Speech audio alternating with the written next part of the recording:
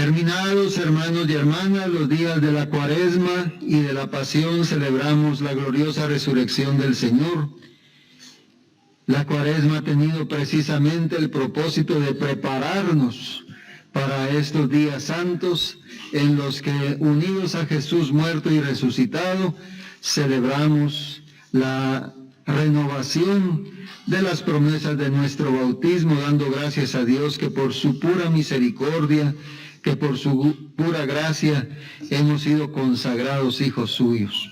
Y qué alegre, hermanos, celebrar entonces este día de Pascua, que nos ha de llenar de alegría y de esperanza. En el Santo Evangelio de hoy se nos regala algunas reflexiones oportunas para este día de la resurrección. Anoche en la vigilia pascual, la primera lectura que se leía, que estaba tomada del libro del Génesis, hablaba del principio, cómo Dios creó todas las cosas en el principio, el primer día, cómo Dios de una manera tan ordenada fue haciendo las cosas. Y hoy, al comenzar el relato en el capítulo 20 del Evangelio de San Juan, al hablarnos de la resurrección de Jesús, nos lo presenta ubicado en el tiempo, el primer día después del sábado. El primer día después del sábado. ¿Qué podríamos pensar, hermanos, al hablar de un primer día? Quiere decir que comienza algo nuevo, algo distinto, algo que nos llena de vida. Y en la Sagrada Escritura, al hablar de Jesús resucitado y al unirnos nosotros a Él por el bautismo, se nos habla de un nuevo nacimiento. Hemos renacido por el bautismo y somos hijos e hijas de Dios.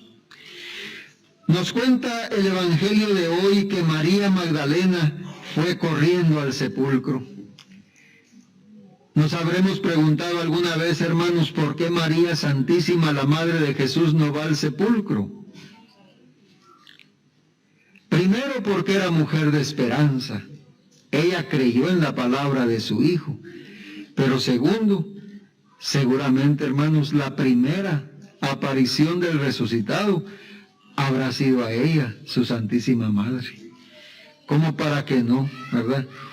Unía a María Santísima un amor entrañable del corazón de su Hijo Jesucristo, y a Jesucristo el corazón amoroso de María Santísima.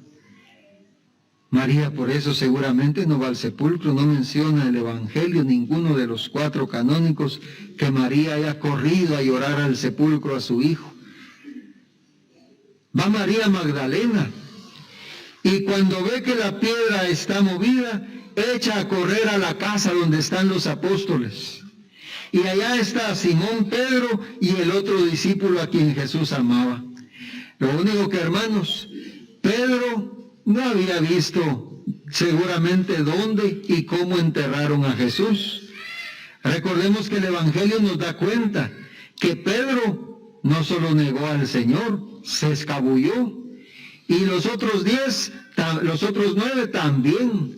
Judas se mató. Y el discípulo amado es el que permanece con Jesús, con María, con Magdalena, al pie de la cruz.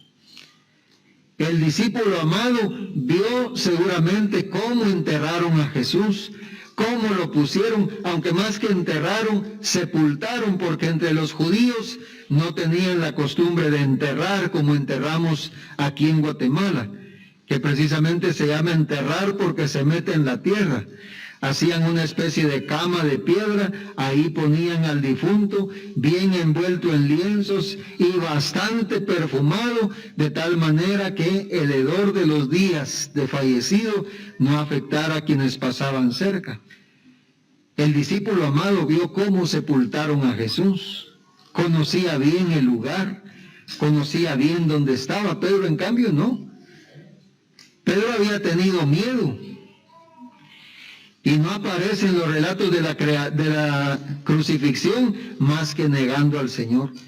Por eso cuando María Magdalena, ve el sepulcro abierto, que, según San Juan, echa a correr de vuelta hacia la casa, lo primero que se le ocurre es: se han llevado del sepulcro al Señor y no sabemos dónde le han puesto. María Magdalena, que también había estado muy de cerca con Jesús, que había escuchado su palabra, había recibido la buena noticia, tampoco terminaba de entender la buena noticia de la resurrección. El Hijo de Dios va a resucitar al tercer día, después de haber sido entregado en manos de los hombres para morir cruelmente en la cruz. Salen corriendo los dos. Y miren qué bonito, hermanos, en el Evangelio se nos habla que al final de cuentas se adelantó el discípulo amado. Tal vez era un poquito más joven, tal vez también era él el que conocía el camino para llegar al sepulcro. Y el Evangelio nos da cuenta que al llegar el discípulo amado, espera a que Pedro llegue. Esto es un detalle de la consideración en la iglesia del lugar de Pedro, aquel que había sido puesto como cabeza de los apóstoles por Jesús. No entra hasta que Pedro entra. Pero cuando entró Pedro, vio las cosas como estaban, contempló los lienzos en el suelo, contempló el sudario que había estado sobre la cabeza de Jesús, no puesto con los lienzos, sino doblado en sitio aparte. Y entonces habrá venido la reflexión: se habrán robado el cuerpo del Señor. Pero ¿quién se va a robar un cuerpo desnudo? Y hasta doblar el lienzo que cubría su cabeza. No tiene sentido. Es uno de los signos que ellos ven para proclamar la resurrección. Y miren, hermanos, el peligro que podría haber, que los apóstoles se hayan quedado con los lienzos y con los signos, pero no se encontraran con Jesús resucitado. Eso sería una gran tristeza, que los lienzos fueran lo más importante y no la persona viva del Señor.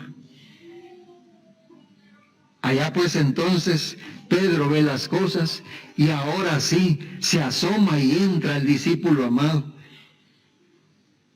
Y dice el Evangelio que entró, vio y creyó, porque hasta entonces no habían entendido lo que dicen las Escrituras. Es decir, no habían entendido la palabra de Dios, que es, hermanos, la que nos da cuenta como anuncio en todo el Antiguo Testamento y como realización en el Nuevo de la obra salvadora de Dios a través de su Hijo Jesucristo. Este Pedro aparece luego animado ya por el Espíritu Santo en la primera lectura de hoy, hablando de Jesucristo con un tono y una energía que solo el Espíritu puede dar. Jesús, que pasó por este mundo haciendo el bien, entregó su vida por nosotros y Dios lo ha resucitado de entre los muertos. Hermanos, qué complicado para Pedro y los apóstoles, en un ambiente bastante adverso a Jesús y a su buena noticia, hablar de la resurrección. Imaginemos que Pedro tuvo que andar anunciando de esta manera: ¿se acuerdan del que murió en la cruz? Sí, ¿cómo no lo iban a recordar? Si lo habían visto, había sido una muerte pública. ¿Se acuerdan del que murió en la cruz? Ha resucitado. ¿Cómo va a resucitar? Es como cuando María resulta encinta de la obra del Espíritu Santo. Es obra del Espíritu de Dios. Es una de las cosas imposibles para nuestra mente humana. Lo mismo la resurrección del Señor. ¿Y cómo das tú prueba de esto? ¿Cómo das tú fe de la resurrección? Es que hemos comido y bebido con Él después que resucitó y se ha parecido a nosotros y a todos los testigos que Él quiso elegir desde siempre. Esto es lo que respalda también, hermano, nuestro testimonio. Es el testimonio de la iglesia, es el testimonio de los apóstoles, es la obra del Espíritu Santo en nosotros en este tiempo que nos ayuda a creer, a confiar y a profesar la fe en Jesús vivo y resucitado. Porque también para nosotros en este tiempo, hermanos, se plantea la dificultad de demostrar, digamos así, aunque más nos toca mostrar que demostrar a Jesús resucitado. Imaginemos pasando la Semana Santa, empezando hoy una nueva semana, mañana empieza una nueva semana laboral, estudiantil, y cada uno va a su colegio, a su escuela, a su trabajo, su oficina. Ve qué contento venís, ¿qué te pasó? Ah, es que Jesús resucitó. Ah, mostrámelo. Quiero verlo. Quiero yo también darme cuenta de que Jesús está vivo para encontrarme con Él, amarlo, seguirlo como tú. ¿Qué diríamos, hermanos, si mañana alguien nos dice y nos pregunta, ¿cómo me encuentro con Él? ¿Qué hago para encontrarme con Jesús resucitado? ¿Qué le decimos? Está complicada la cuestión, ¿verdad? Poder decir, este es el signo. Pues hermanos, hoy en la palabra de Dios se nos habla de la presencia resucitada de Jesús en dos presencias especiales, más allá de la que nosotros hacemos presente.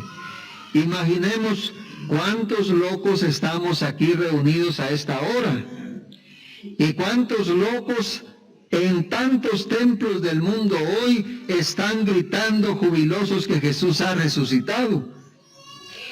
Y no es una locura, sino nacida del amor.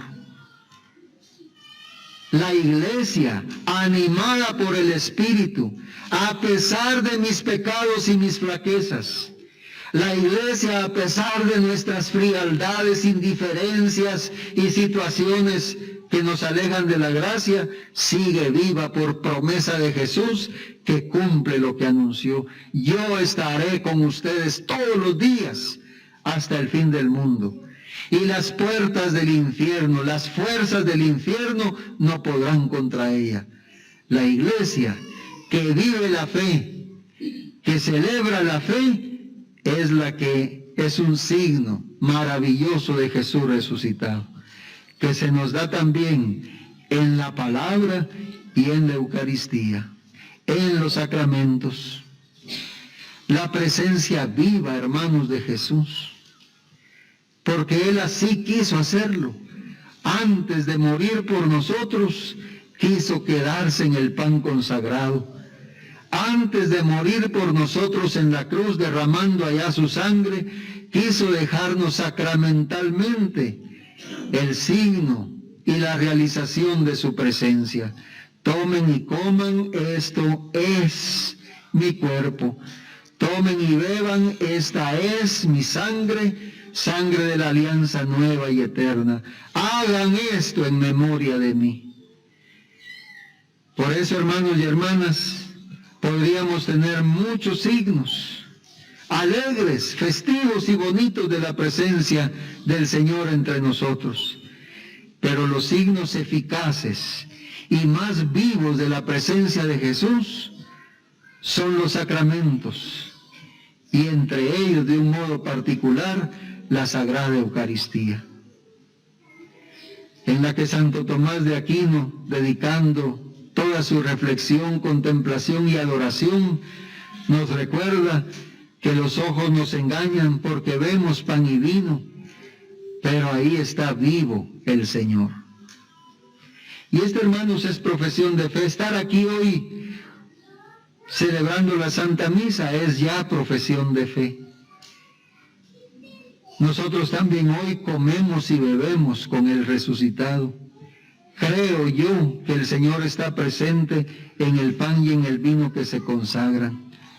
Creo yo que Jesús está presente en la vida de la iglesia, que evangeliza y presenta la buena nueva. Así que, hermanos y hermanas, nos alegramos hoy entonces con la presencia del Señor, que también nos anima.